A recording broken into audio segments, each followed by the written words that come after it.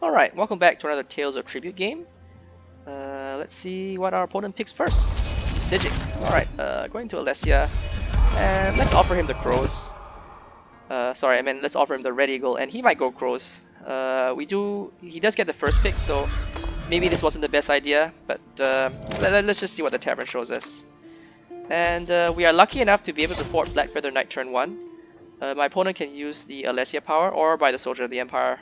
I would rather use the Alessia power personally, but let's see where we go from there.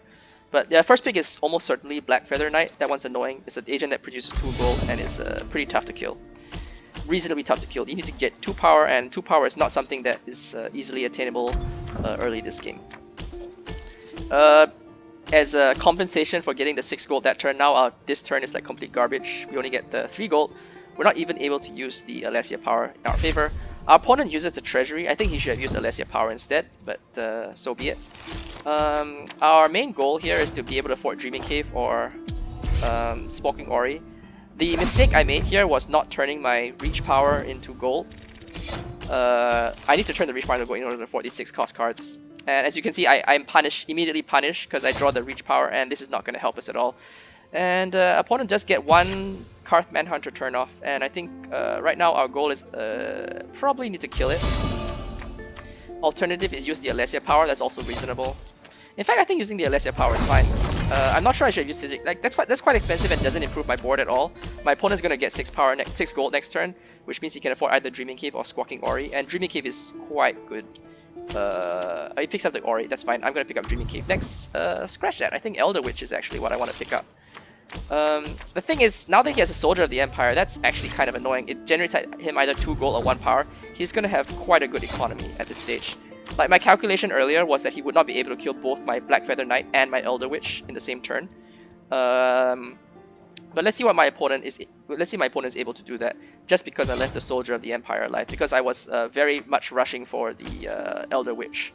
Because if he's not able to kill this Elder Witch, he's gonna just run away with the game. But as you can see, he generated just enough gold to use the Sijic backup and kill my Elder Witch, and now I'm kind of stuck here. I can't afford the Dreaming Cave or anything. He's probably gonna be able to afford the Dreaming Cave next turn. What I can afford is the Priestess of the Eight, which is actually okay, to be honest. Priestess of the Eight is I'm not so sure about that. I think I would have preferred to keep Priestess of the Eight there and kill his soldier. Yeah, I'm not so sure about that. I finally decided to kill the Reach token, and the problem with killing the Reach token is now I don't have anything that generates power. That's the reason why I originally didn't kill the Reach token at the start of the game, because having 1 power is useful for killing all these 1 power agents like my opponent has, and now I have nothing that generates power. In fact, I don't have any Crow cards except for the Black Feather Knight. That Crows haven't really shown up in the Tavern right now, which is very awkward. I feel like I need to use Alessia at least, or at least get a card that generates some power.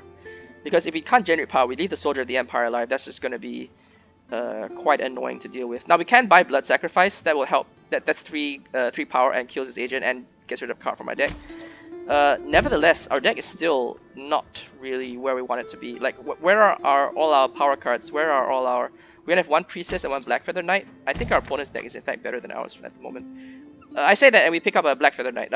We pick up a Black Feather Knight. So that's not entirely unreasonable Crow card, but at the same time, I feel like that Soldier of the Empire is very annoying, and I feel like I need to kill it. So our situation is not the best right now. I pick up that, but I am still, and Scrying Globe is also fine.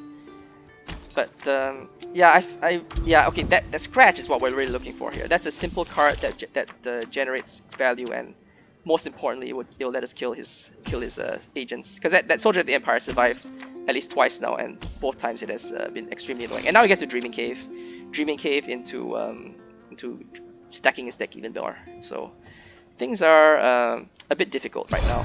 We do have Priestess. He does get to kill our Black Feather Knight Knave with his power, thanks to the combo that he just achieved. So that is definitely a bit awkward. And Sage's Council, but he's gonna just keep those 2 at the top, so not much to say about that. And he does kill our Black Feather. So yeah, the Black Feather, yeah, that agent I just picked up is not great in terms of generating. It's better. It's so much better late. Like this is now this is getting a bit awkward. I really do want to pick up Sigic's Insight because that generates me with a bit of power. Then I reveal Pool of Shadows and I'm like, oh, okay, he's gonna pick that up. Now my opponent has a better Crow deck than me. And honestly, it all stemmed from my mistake at the start. Um, I really should have gotten rid of that Reach token and turned it into a treasury. Then I would have been able to afford the 2 power card, the 6 gold cards. And the fact that I destroyed it later, and now I can't kill my opponent's agent, which has got at least 2 or 3 turns of value. Just like that. He's going to pick up Pool of Shadows. That one is not in any doubt. I think my opponent is probably trying to figure out how to pick up Pool of Shadows and also kill my agents. Priestess of the 8 is almost certainly dead. And man, that Dreaming Cave is really letting him run very well. So yeah, this game's not going too well for me. I do see a White Streak, but I am unfortunately not able to afford it. And my opponent may as well just pick up one of the Elite cards to get the Prestige combo off. I think that's not unreasonable. I'm not really drawing very much. So yeah, my deck is not producing a lot of power, and it really does need to be producing power, otherwise it's not going to get anything done. Shuffles away all these things, which lets him kill. And he manages to get an August Council off too, so he stacks his deck even more. And August Council is really what we're looking for there, so that we can kill his agents.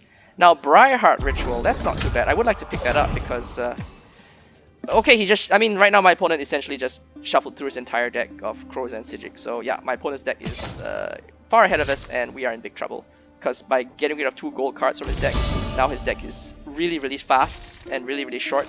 And I think at this point it's a bit too late to put the genie back in the bottle. I don't want these cards, I want my Crow cards.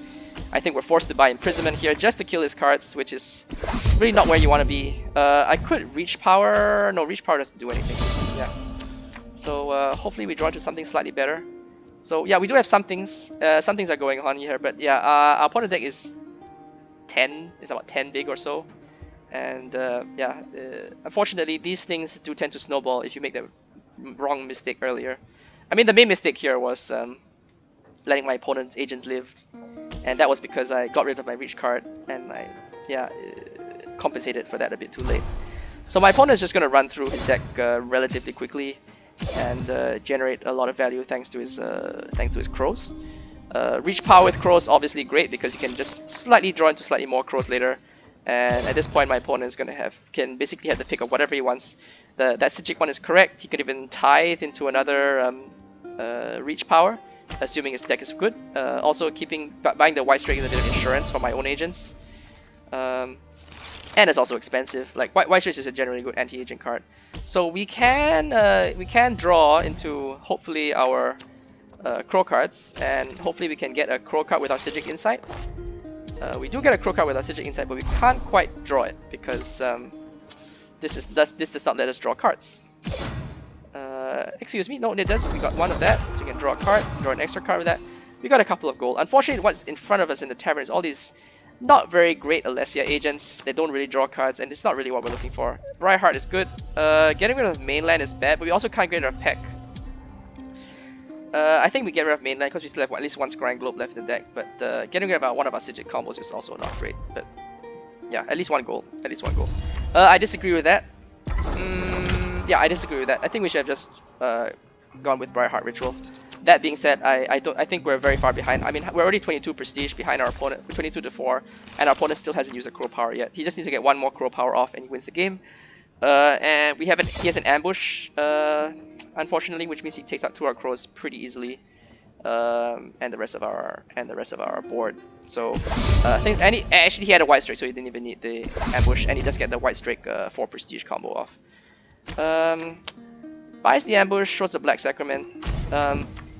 I could pick up the plunder, but then that leaves all his agents on the field, and it's not really something you want to be leaving on the field. But at this stage, I'm not sure what else I can do. Like buying Briarheart is probably a bit too late. The reason to buy Briarheart is to have enough gold left over to kill the White Streak and the Soldier. But I mean, he had his Alessia turn this turn. Now he's gonna get his Crow's turn. Gonna draw a lot of Crows. We draw both a Chainbreaker Sergeant, which is not really what we're looking for either.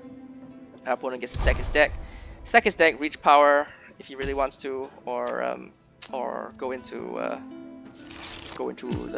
just generate lots of gold and go into the Crow power at the end.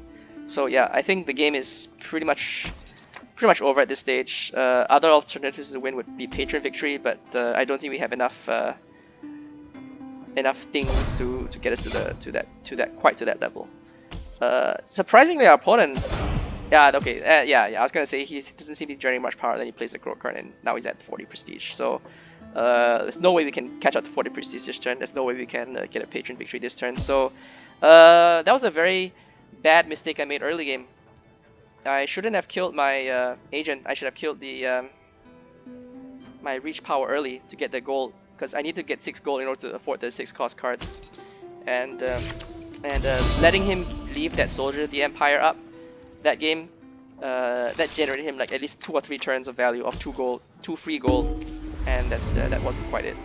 So yeah, rank 10 was our best rank, but I think we're going to be much lower next game. So yeah, thanks for watching.